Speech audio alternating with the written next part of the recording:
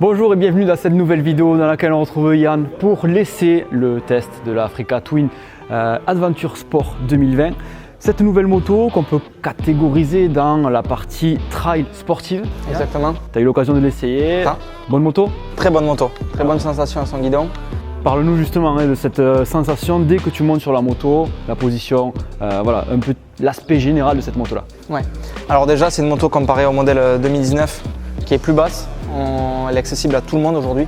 C'est une moto qui est facile à amener et on se sent tout de suite à l'aise à son guidon. Voilà. C'est vraiment les premières remarques qui me viennent à l'idée. Déjà, quand tu as son guidon, qu'est-ce qui change? Est-ce que c'est une moto avec laquelle tu peux rouler sur la route? Est-ce qu'elle est adaptée au tout-terrain? Est-ce qu'on peut se mettre debout? Voilà, explique-nous un petit peu ça. C'est une moto qui est destinée vraiment à plusieurs utilisations. On va pouvoir avoir une utilisation vraiment routière, on va pouvoir aussi avoir une utilisation off-road. Surtout sur ce modèle qui est la version Adventure Sport qui est disponible aujourd'hui. C'est la nouvelle version disponible avec les suspensions pilotées Showa. Donc ça va vraiment permettre, ce système il permet d'ajuster les suspensions en fonction du type de circuit sur lequel on roule. On va pouvoir avoir une utilisation routière comme off-road.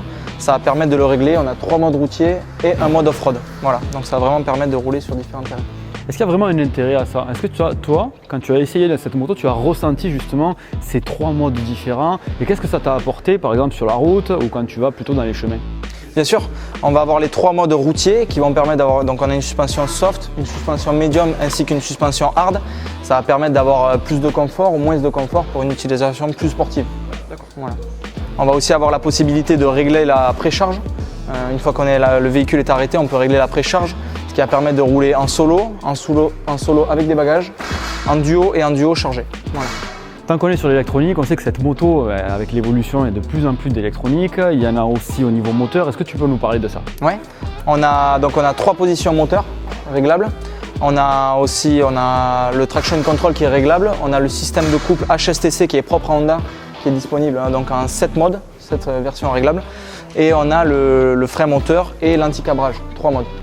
Donc c'est vraiment personnalisable. On a des modes qui sont pré-rentrés directement dans le tableau de bord et dans la moto, et on a 2 modes user qui sont 100% personnalisables. Autre évolution, ça se passe au niveau de la boîte des vitesses. On a un double embrayage, tu peux nous parler de ça? Ouais, donc la version est disponible avec la boîte DCT qui est propre à Honda également. Donc une boîte à double embrayage qui va permettre donc soit de rouler en mode drive classique, ensuite on a 3 modes sport qui va permettre de pousser plus ou moins les rapports, et ensuite on peut toujours rouler, en option on peut mettre un sélecteur qui va permettre d'avoir comme un shifter, et on peut rouler à l'aide des palettes, passer nos rapports nous-mêmes. J'imagine plus d'agrément de conduite, plus de facilité de conduite, que ce soit pour le pilote débutant ou pour le pilote un peu plus confirmé. C'est accessible à tout le monde, et lorsqu'on roule et qu'on avale des kilomètres, ou qu'on roule également en ville, dans les transports, quand il y a beaucoup de circulation, c'est très agréable. Si on parle des évolutions maintenant, modèle 2019 au modèle 2020, régulateur de vitesse, voilà. Parle-nous de tout ce qui a évolué d'un modèle à l'autre et pourquoi on choisirait ce modèle 2020 vraiment par rapport au modèle 2019. Il y a pas mal d'évolutions, il y a énormément d'évolutions. On a un régulateur de vitesse qu'on n'avait pas sur l'ancienne version. On a une bulle qui est réglable sur 5 positions. On a un nouveau tableau de bord avec écran TFT. On peut connecter avec le système Apple CarPlay. Donc on a directement le GPS sur notre écran. Avec le kit intercom, on peut recevoir les appels, la musique, tout ça. C'est vraiment une nouvelle moto. On a un nouveau moteur qui n'a plus rien à voir avec l'ancien. On a la version donc, avec les suspensions pilotées qui changent énormément le comportement de la moto. On a une nouvelle boîte, on a vraiment une nouvelle moto.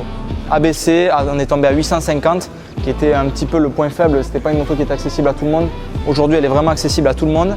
On a une nouvelle moto.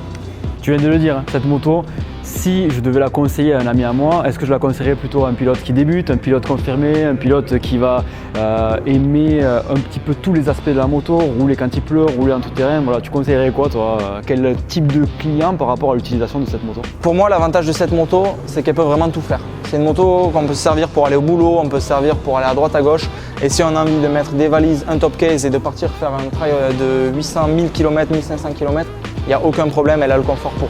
Merci Yann pour la présentation de cette nouvelle Africa Twin 2020. Si vous voulez essayer cette moto, n'hésitez pas à aller en magasin, elle est disponible à l'essayer pour se faire sa propre idée sur cette moto, sur les évolutions qu'il y a eu. Et on se retrouve très bientôt dans une prochaine vidéo.